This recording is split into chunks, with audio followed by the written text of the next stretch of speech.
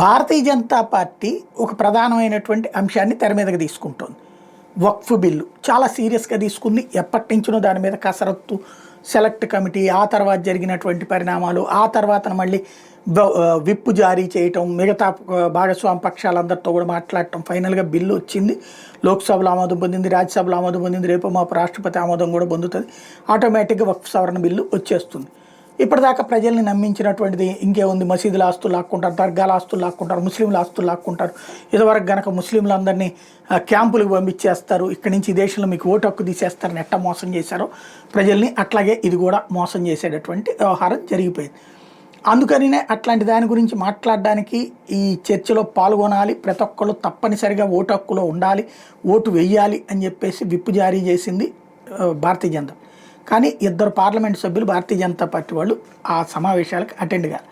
వాళ్ళెదురికి ఇప్పుడు show cause notice జారీ చేసింది. నీకు ఎందుకు ఇంత ఇంపార్టెంట్ దాంట్లో రాలేకపోయావు, రాలేకపోతే విప్పు జారీ చేసినప్పుడు పర్మిషన్ తీసుకోవాలి, అలాగా తీసుకోకుండా ఎందుకు రాలేదన్నటువంటిది క్వశ్చన్ చేసింది.